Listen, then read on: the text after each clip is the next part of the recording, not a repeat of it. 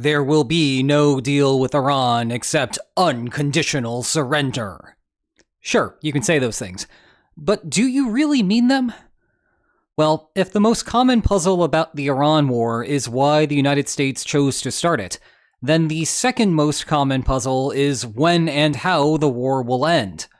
However, the standard discussions surrounding that second question overlook a fundamental principle of war termination: that for a war to end, the process of fighting must resolve whatever problem caused the war to start in the first place.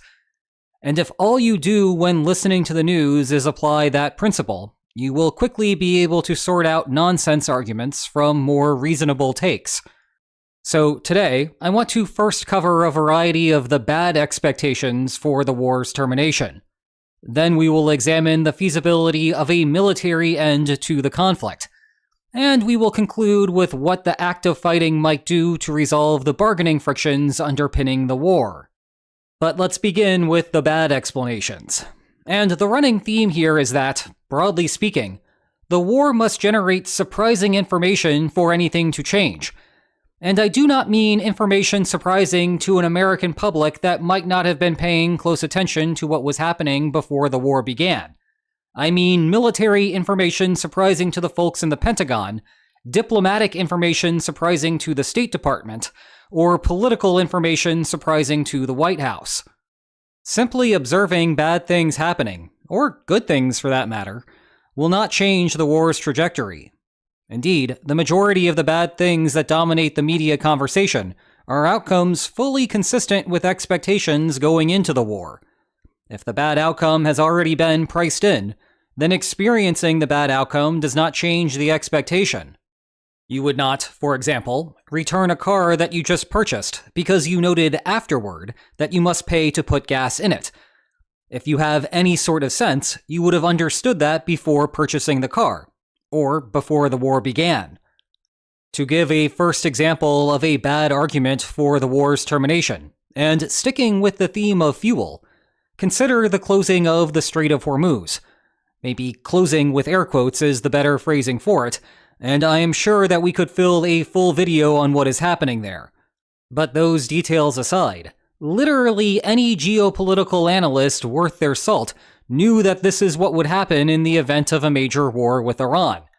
You only have to go back a year and a half to see my own warnings about that risk. So if the Strait of Hormuz closes, and fuel prices go up a sizable amount as a result, which they have, you are not going to get an end of the war. Everyone understood this was going to happen going into it. You would need something like a 1970s-era fuel crisis to move the needle, which is not happening yet. Likewise, if the stock market goes down because of the higher fuel prices and general injection of uncertainty, you are not going to get an end to the war.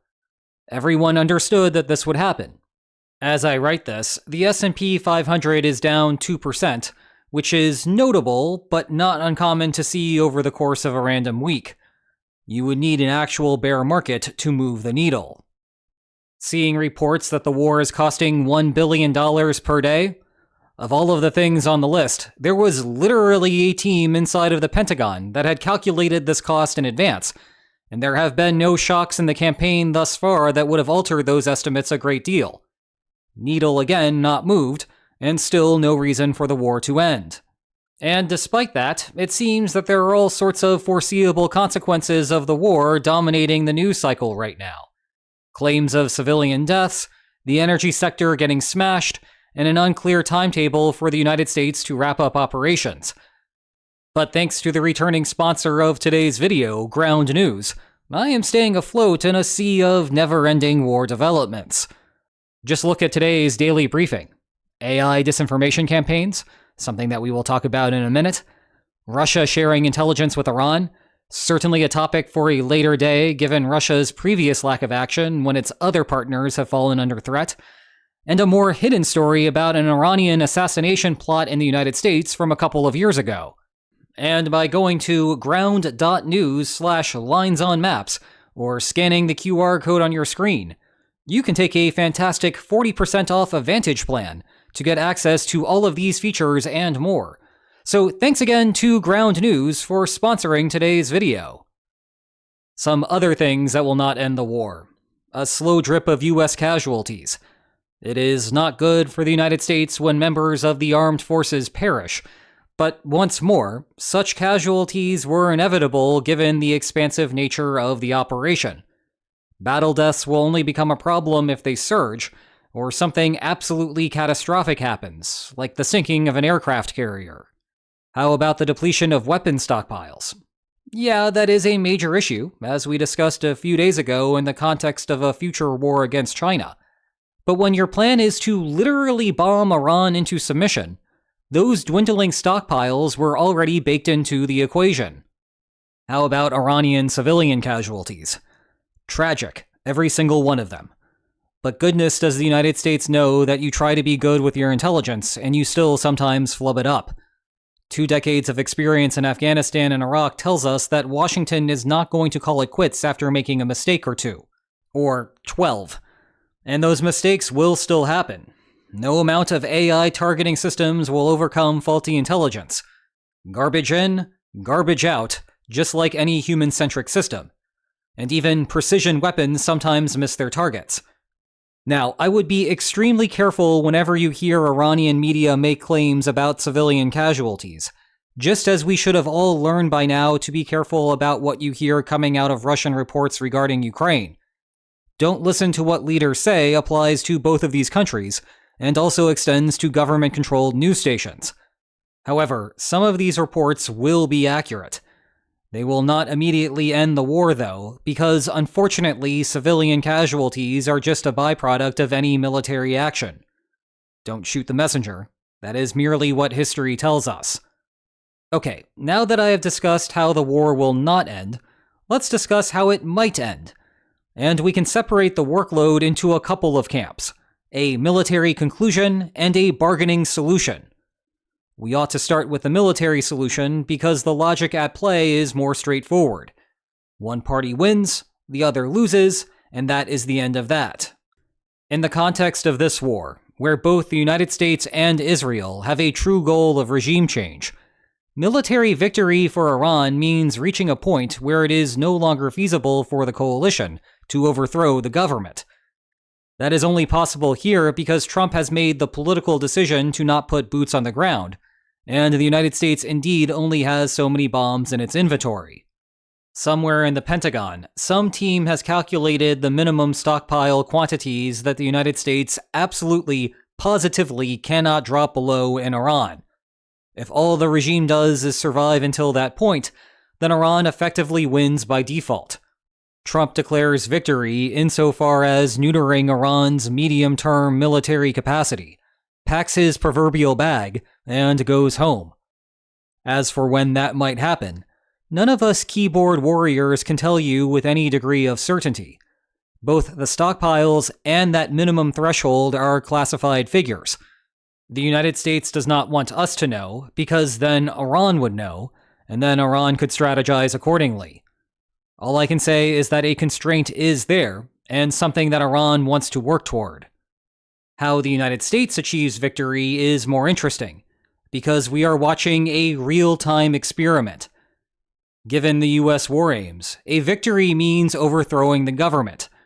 The Trump administration has not articulated a clear mechanism to do this, leaving us with an underpants gnome situation. Phase 1. Bomb Iran. Phase 2. Phase 3. Overthrow and/or profit.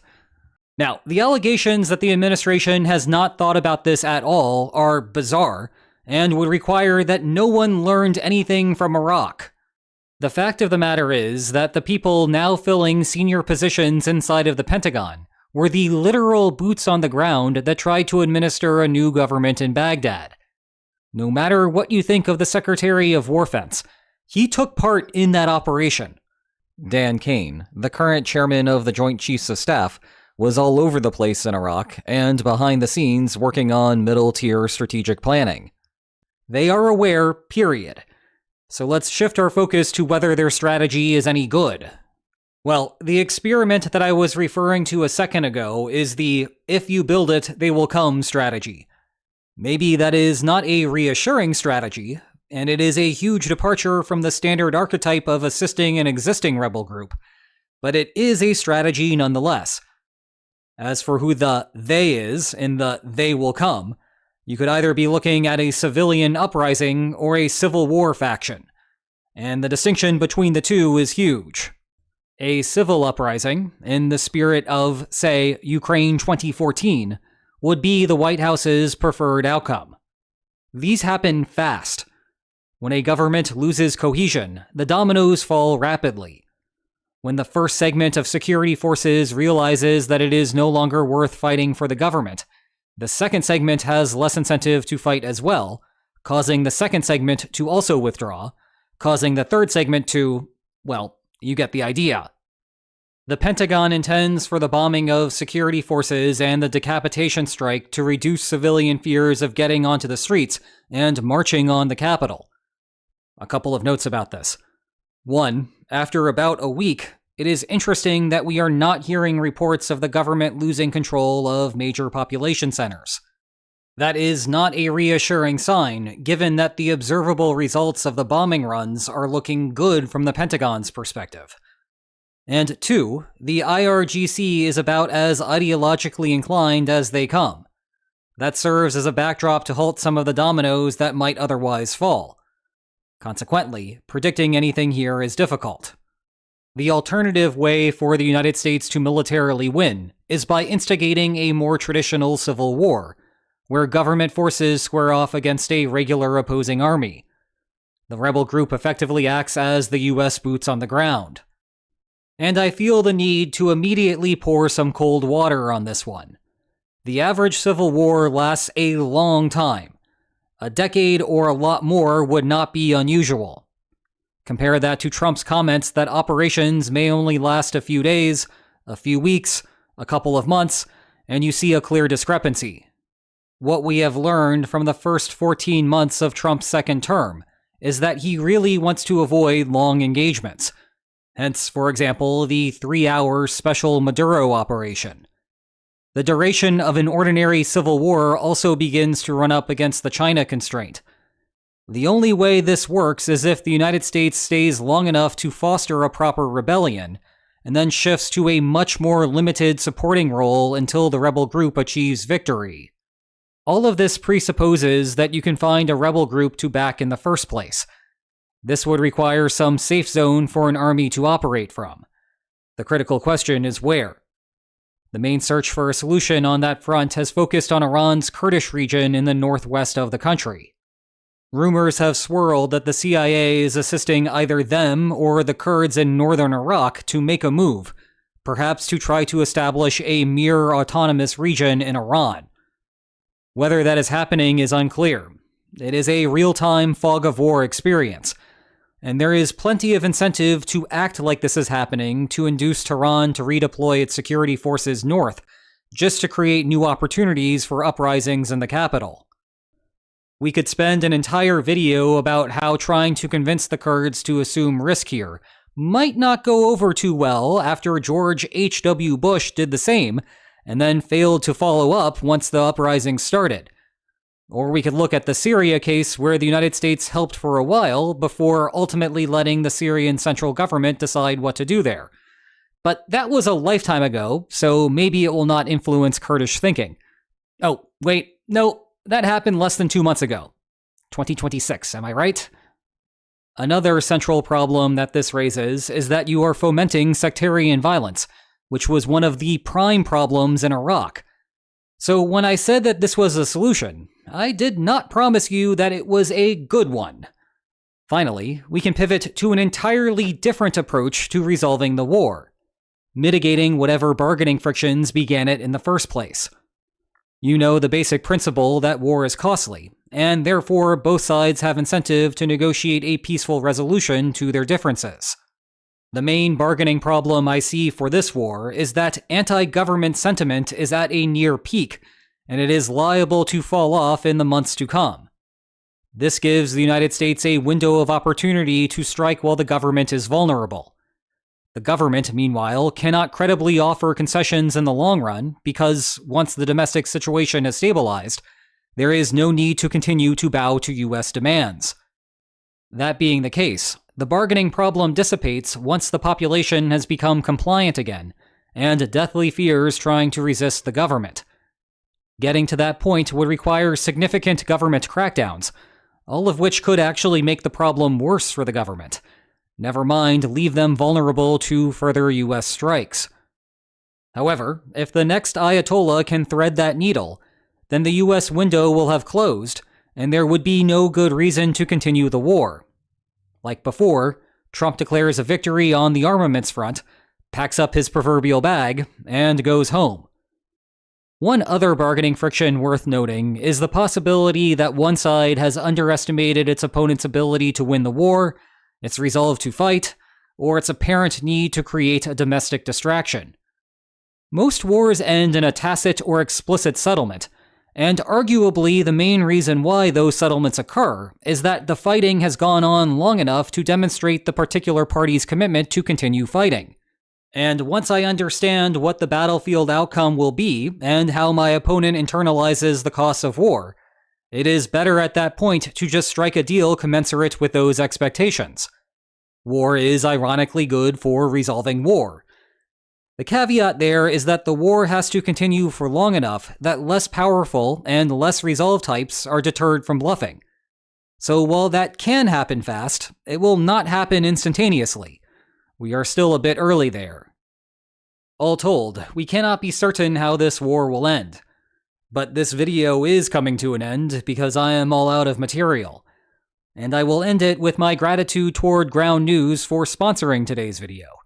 Go to ground.news/linesonmaps or scan the QR code on your screen to take 40% off a Vantage plan. You can also check out this playlist to learn more about the larger conflict in the Middle East. And if you enjoyed today's video, then please like, share, and subscribe, and I will see you next time. Take care.